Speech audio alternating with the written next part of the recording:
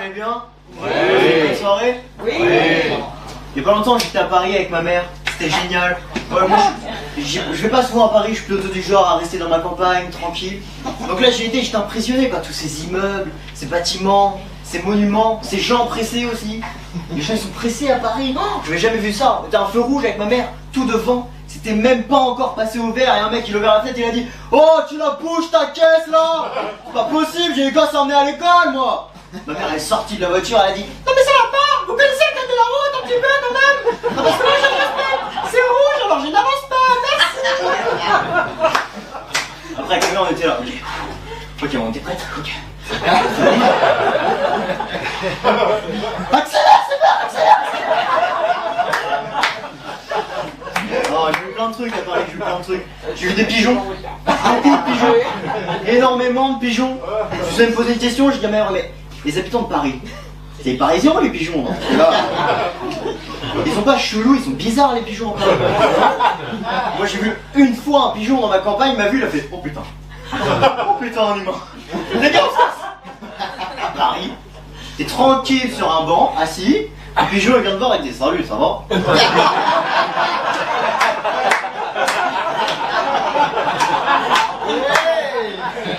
Tu veux du gaufre? Nutella, sucre, des yo-yo aussi si tu veux. Et tu sais, des fois ils viennent en bande. Ils sont flippés, on dirait qu'ils vont te raqueter. La dernière fois, j'ai eu trop peur, ils étaient 20 dans moi, je fais: ok, prenez tout, mon téléphone, mes pièces, prenez tout, ma carte bleue. Ah non, j'ai eu trop peur. Mais j'adore Paris, on l'apprend avec ses défauts, c'est comme la capitale de la France, on l'aime bien. C'est la ville où j'ai rencontré ma copine aussi. Attendez. Ma copine, je l'aime bien, elle est gentille. Mais elle est franco-américaine. Un peu plus américaine que franco d'ailleurs. Elle parle pas un mot de français, je comprends pas quand elle parle. Et c'est un peu compliqué parce que des fois on s'engueule, un peu comme dans tous les couples, et je comprends pas qu'est-ce qu'elle dit. La dernière fois elle me dit: what the fuck, tais-toi, what the fuck, what the fuck. Moi j'étais là: ah non, tu m'auras pas là-dessus, c'est encore une blague, c'est un début, c'est une charade. La réponse c'est good afternoon, c'est ça? Non, c'est pas ça? Mais parle-moi en français, engueule-moi en français, vas-y, gronde-moi, frappe-moi en français, mets-moi des fessées en français. Vas-y, tu peux y aller, je suis pas bilingue du cul, vas-y.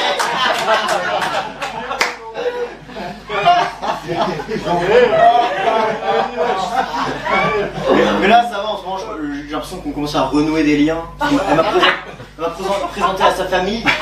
J'ai pu faire un peu plus ample connaissance avec eux, notamment avec son père. Son père, c'est un peu le seul qui parle français. Il s'appelle Billy, il est américain et c'est le cliché de l'américain. Il boit 3 litres de coca au petit-déj, il mange des hamburgers. Et vous savez, il a un peu la même voix que dans le mauvais doublage dans les reportages américains. Et il a toujours des anecdotes à raconter. La dernière fois, il me dit: hey, dis-toi bien par ici que je t'aurais raconté une anecdote. Tout commence en 1980. Je menais une vie paisible avec mes parents. On avait tout pour être heureux.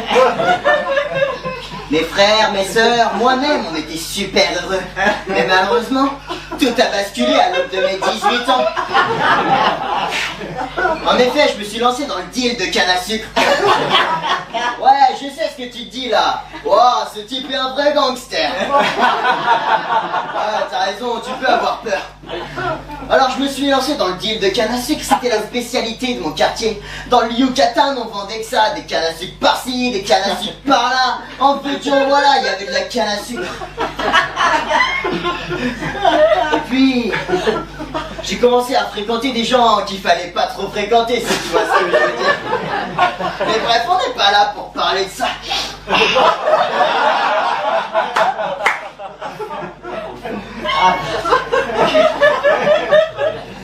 Puis au fil du temps, je commençais à me faire un nom dans mon quartier. J'avais une réputation plutôt pas très cool si tu vois ce que je veux dire. Mais bref, on n'est pas là pour parler de ça.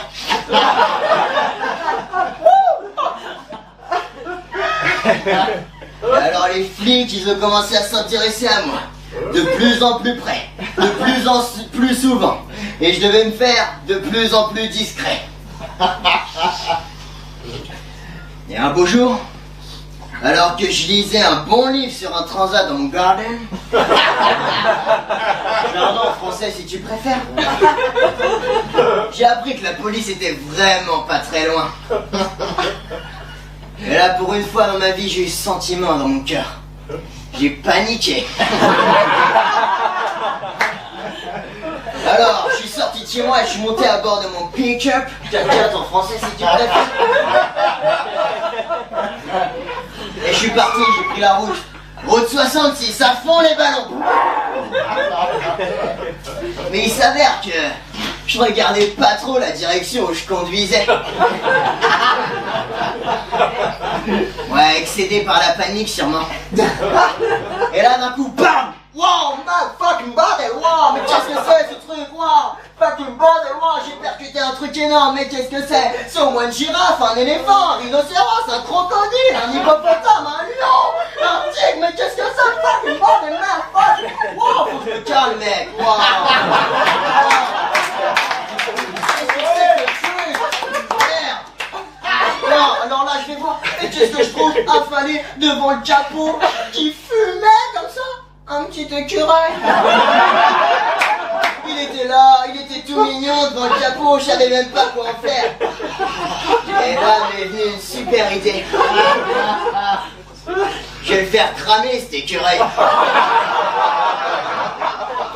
Alors j'ai pris une allumette et je lui ai allumé la queue. Elle a commencé à griller tel un pétard, comme un feu d'artifice si tu vois ce que je veux dire. Mais bref, on n'est pas là pour parler de ça. Alors là, il était sous mes yeux, il cramait. Et la petite voix dans ma tête m'a dit « Non, ne fais pas ça, je te jure, je t'en prie, ne fais pas ça !» Alors j'ai pris ce qui m'est venu sous la main, j'ai paniqué. Et je l'ai éteint. Mais c'était de l'essence, wow. Mais depuis quand l'essence c'est inflammable? C'est quoi ça?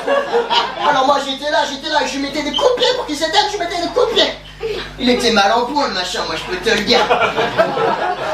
Alors je l'ai pris et je l'ai mis dans une petite boîte avec un seul objectif. Je vais le ramener à la house. En français si tu peux. Alors j'ai pris la route direction la maison et j'avais zappé un élément. Les flics, ils étaient devant chez moi, ça grouillait de flics dans le quartier, il y en avait même jusque dans la cuisine en train de bouffer des pizzas.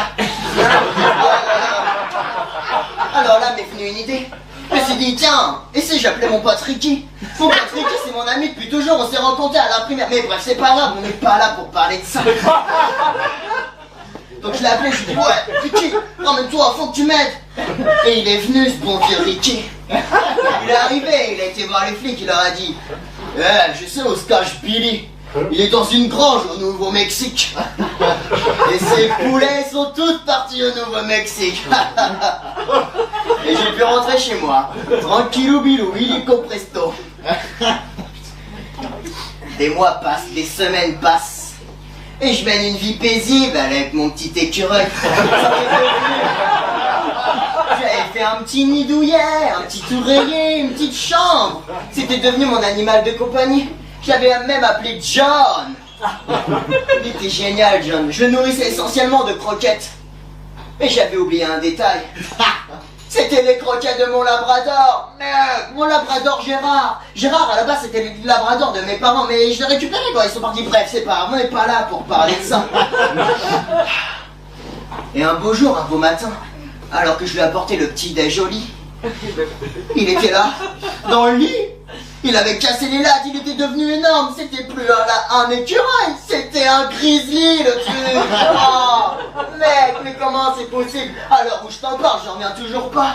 Un écureuil avec des dents qui ressemblent à un ours, mais c'est quoi ce bordel, mec? Quand j'ai raconté ça à mon pote Johnny, il n'en revenait pas. Il était là, il disait, quoi? t'as adopté un écureuil. Mais c'est quoi ce délire? Il s'est transformé en ours en plus. Il avait des dents. Mais what the fuck, man? J'en ai vu qu'une fois des écureuils, c'est mon rêve. C'était à Central Park, en Tanzanie.